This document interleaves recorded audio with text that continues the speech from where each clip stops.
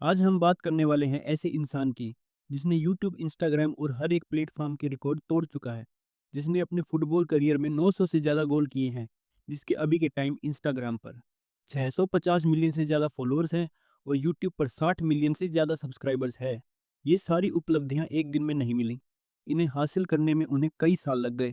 Cristiano एक गर्वित लेकिन परेशान लड़का था। 4 बच्चों में सबसे छोटा। उसकी माँ एक रसोइया और सफाई कर्मी थी। परिवार इतना गरीब था कि उसकी मां डोलोरेस इवेरो ने अपनी गर्भावस्था को समाप्त करने के बारे में सोचा और एक घरेलू नुस्खा आजमाया। उसने अपनी पुस्तक मदर करेज में खुलासा किया। जब उसे पता चला तो उसने मुझसे कहा, देखो माँ, तुम मेरा गर्भपात कराना चाहती थी और अब मैं ही घर का खर्च चला रहा हूँ। डोलोरेस ने बाद में याद किया।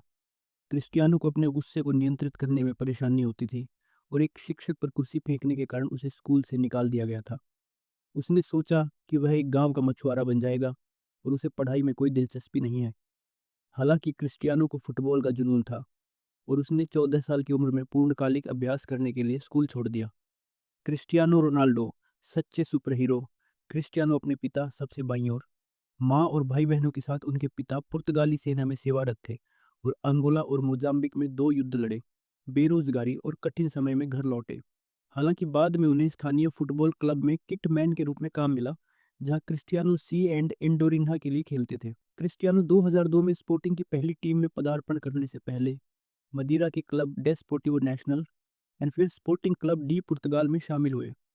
15 साल की उम्र में दिल का ऑपरेशन भी उन्हें मैदान से दूर नहीं रख सका। उनके गॉडफादर फर्नांडो सूसा ने ब्रिटिश पत्रकारों से कहा, एक लड़के के रूप में वह केवल फुटबॉल खेलना चाहता था। उसे खेल इतना पसंद था कि वह खाना छोड़ देता था या जब उसे अपना होमवर्क करना होता था तो वह अपनी बेडरूम की खिड़की से गेंद लेकर भाग जाता था। 18 साल की उम्र तक उन्होंने मैनचेस्टर यूनाइटेड के साथ अनुबंध कर लिया था। अपने पहले सीजन में एफए कप जीता, फिर लगातार 3 प्रीमियर लीग खिताब, चैंपियंस लीग और फीफा क्लब विश्व कप जीते। 23 साल की उम्र तक उन्होंने अपना पहला बैलन डी जीता और उस समय वे सबसे महंगे एसोसिएशन फुटबॉल ट्रांसफर में शामिल थे जब उन्होंने 2009 में रियल मैड्रिड के लिए साइन किया। 94 मिलियन यूरो, 107 मिलियन का ट्रांसफर। रियल मैड्रिड के साथ अपने समय और इतालवी दिग्गज जुवेंटस के साथ एक सफल अवधि के बाद क्रिस्टियानो अंततः मैन यूनाइटेड में वापस आ गए। क्रिस्टियानो रोनाल्डो ने 2021 में करियर की कमाई में $1 अरब को पार कर लिया। रोनाल्डो और उनकी गर्लफ्रेंड जॉर्जिना रोड्रिग्स 2017 से साथ है और वे अपने बच्चों की जिम्मेदारी साझा करते हैं, जिसमें एक बेटा रोनाल्डो जूनियर भी शामिल है। क्रिस्टियन ने अपनी जीवनी पर आधारित फिल्म रोनाल्डो 2015 में कहा,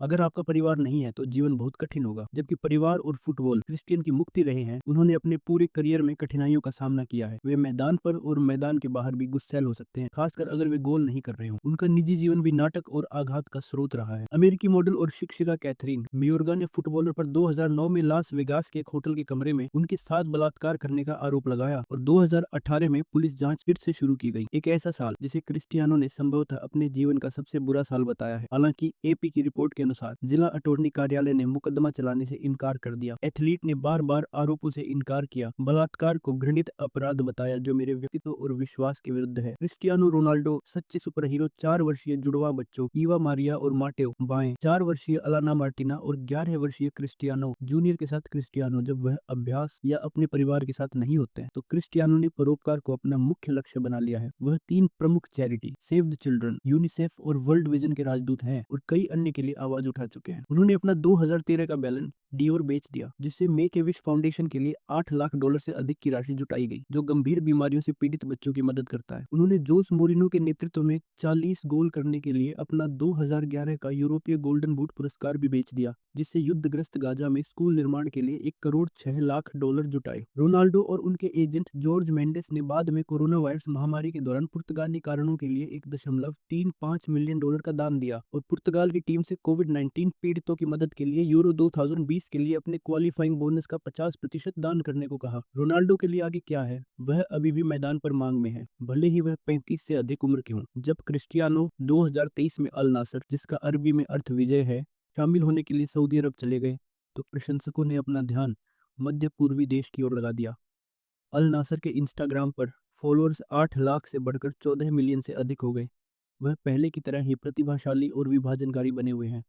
वह एक पूर्णतावादी और एक मांग करने वाला साथी है और क्रिस्टियानो के पास इसे बदलने के लिए कोई प्रोत्साहन नहीं है।